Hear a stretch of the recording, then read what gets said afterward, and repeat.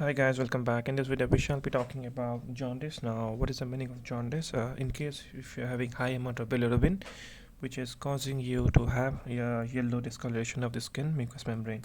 The normal amount of the level of jaundice, the normal amount of bilirubin in your body is around 0.3 to 1 mg percentage. This is your normal, and if it goes more than 3 mg percentage, you will be having yellowish discoloration. Please try to remember that whenever you're saying this, you have to see under the using the daylight, not an artificial light. You will get a false reading.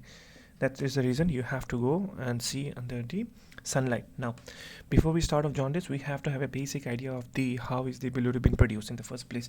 You are having the RBC, that is the red blood cells, which is having a lifespan of around 120 days. That is having the hemoglobin inside. When the hemoglobin breaks, hemoglobin, heme plus globin, right? So it's going to break into two parts, globin and heme. Now, globin is a protein, so it's going to the protein stores of the body, and it is going to get reused. Right? Globin is a protein, right? And the heme is containing iron, so whatever the iron is present, this iron will be absorbed, right? And the rest thing will be biliverdin. Now biliverdin will be converted to bilirubin with an enzyme known as biliverdin reductase, right? Biliverdin reductase. Now whenever this bilirubin is produced, now this bilirubin will be in the circulation in the blood, right? Now this will enter the liver by the portal blood system, right? It is entering the liver. Now in liver, please remember there are three things going to take place in the liver, right? Liver is made up of hepatocytes. The cells which make up the liver is known as hepatocytes. That is the reason it's known as hepatocellular injury. Means hepatocellular means cells of the liver injury, okay? Just to give you an idea. So in the liver there is going to occur three things: uptake, conjugation and excretion from the hepatocytes. What uptake, what conjugation, what excretion? It is your bilirubin, right? So now once this thing is done, it will come out of the liver. It will come out from the liver. There will be a gallbladder here, there will be concentration here, right? And it will come down, pancreas will be connected and will come and open in the second part of the duodenum by the ampoule of water, okay? So this bile is coming and opening in the duodenum. Now why it is coming in the duodenum? Main reason is to emulsification of fat, okay? So you need to digest the fat. So if there's less amount of bilirubin, your fat digestion will be hampered, right? So that is the reason you need to have bilirubin in your system, right? Now once this thing is as most of the bilirubin will be reuptaken by the intestinal system to again to liver. This is known as enterohepatic circulation, right? And the rest remaining will be thrown out of the body with two ways, right?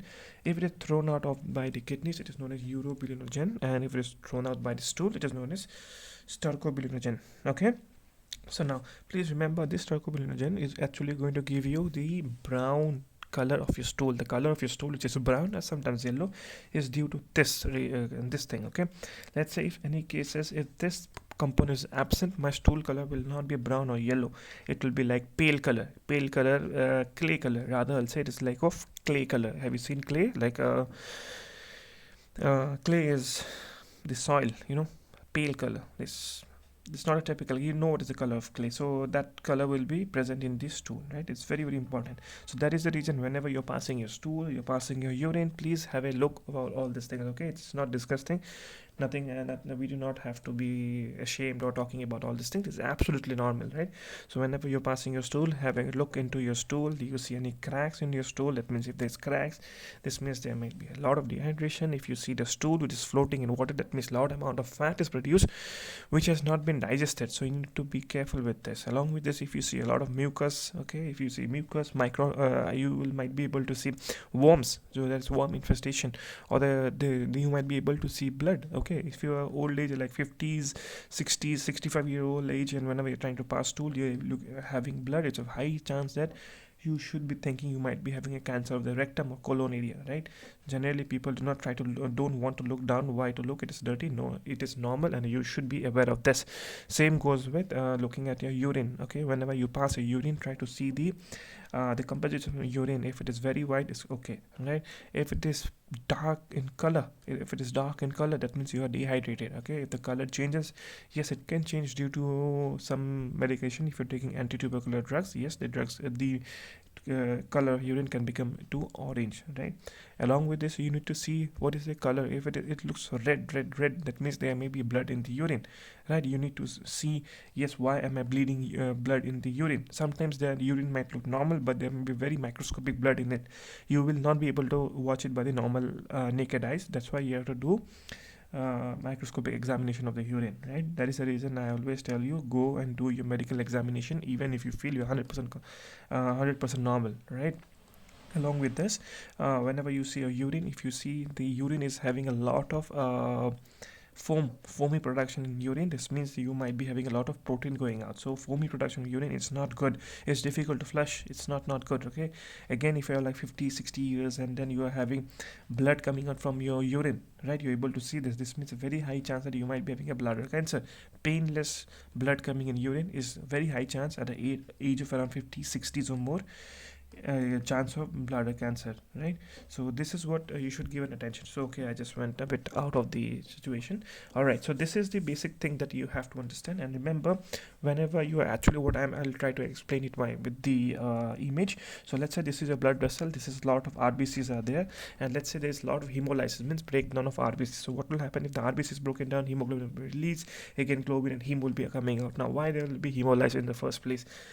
A lot of condition can be due to hemolysis. If you're having bacterial infections, yes, you will be having hemolysis, right? Certain kind of drugs, infection can do you, toxins can do you hemolysis. Along with this, if you are having inherent conditions, genetic conditions, that your shape of the RBC is not very good, right? If there some certain proteins are missing and the shape of the RBC is very fragile, so you will be having a lot of RBC broken down, right? Along with this, you need to see yeah, pretty much this is the hemoglobin, the autoimmune disorders. Yes, obviously autoimmune disorders can also target your RBC. So now this time we're not actually worried why is your RBC been broken down. We just want to know that why is RBC broken down. In order to understand these things, right, there are a lot of lists that why your RBC will be broken down in the first place. More than normal, breaking down of RBC is absolutely normal, but if the rate is accelerated, that means that there is a problem that is known as hemolysis, right? Very, very important. Hemolysis, again, I want to tell you, is autoimmune disorders and genetic problem. If you have the certain proteins in the hemoglobin is missing, the hemoglobin is bound to die very easily. Okay, so that is what you don't want to have. So let's say if the hemoglobin is broken down, a lot of hemoglobin is broken down here, right? Your liver will be having certain amount of enzymes in order to convert that bilirubin here, this bilirubin, to become conjugated, right? If let's say 10 example, there's 10 unit is coming here and is having 10 unit of chemicals to conjugate, there is no problem. Let's say we are giving 50 and here he is having maybe 10 enzymes, right? So 40 will is excess. Let's say he somehow manages and makes it 20, still there will be a gap of another gap, right? So it has a limitation, right? It's not going to whatever you give you will be able to compensate it. No, it can compensate but not fully, right? So that is the reason, if you're having high amount of hemolysis, lot of hemolysis, right, then what will happen? Your unconjugated bilirubin will be going up. Why? Because the bilirubin is going to come like this to your liver to get conjugated. Now why do you want the bilirubin to get conjugated? Because you need to throw it out of your body, and in order to throw it out of your body, it has to become water soluble. After the bilirubin is conjugated, it is water soluble. Unconjugated bilirubin is not water soluble, right?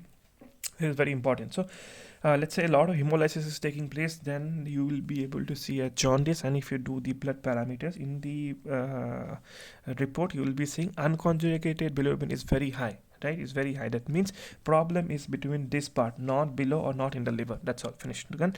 So this is known as pre-hepatic jaundice. Pre-hepatic jaundice. Pre means before and hepatic means hepatocytes, and jaundice means ileous discoloration. Also known as hemolytic jaundice, because as I told you, there is hemolysis, right?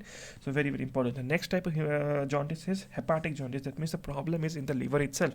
Let's say I'm having liver damage. Let's say I'm having alcoholic liver, alcoholic liver damage. I'm having non-alcoholic fatty liver disease, or I'm having hepatitis, any hepatitis infection, B, C, right? Or I'm taking certain kind of toxins, a lot of paracetamol poisoning, a lot, anything that is or fibrosis is there in my liver. So my liver is not functioning very well. So if there's less amount of functioning very well, that means the conjugation action will be very less, right? The conjugation effect will be go down.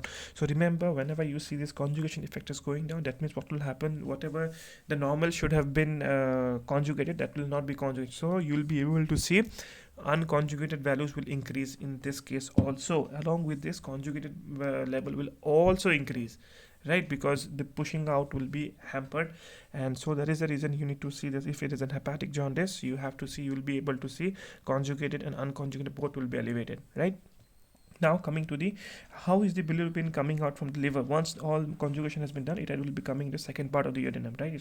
It's going to come out. It's going to come out in certain this kind of fashion, right? You will be having cystic duct and a gallbladder, right? And you will be having pancreas somewhat like this, and then it's coming on opening in the second part of the urinum by the ample of water.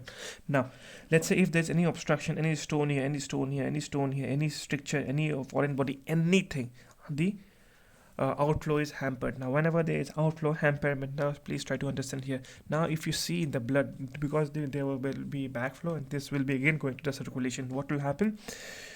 Now in the your blood report, you will be able to see the conjugated level will increase, because there is no problem in the liver. The liver has already the bilirubin that was coming was unconjugated, and in the liver it became conjugated. So now the unconjugated level will be increased. So unconjugated level will be increased in the liver, because in the blood, because it's not going to throw out of the body, right? So that is how you differentiate pre-hepatic and post-hepatic. Post-hepatic unconjugated bilirubin will be increased, and sorry, this one is unconjugated. This is conjugated bilirubin. Conjugated will be increased, right? Conjugated, and this one is unconjugated will be increased, and in this one both will be increased. Is that right? Hepatic jaundice, both conjugated and unconjugated will be increased. Pre-hepatic or hemolytic will be unconjugated increase. Why? Because the liver is having a limited amount of enzymes. So that is because that is the reason you will be able to see a lot of unconjugated bilirubin going up. And in post-hepatic, that means the liver is working perfectly fine. The obstruction has been damaged. That means the enzyme has worked into the bilirubin, and the bilirubin is converted to conjugated bilirubin. Since there is no outflow, so that's why the conjugated bilirubin will be going up in this.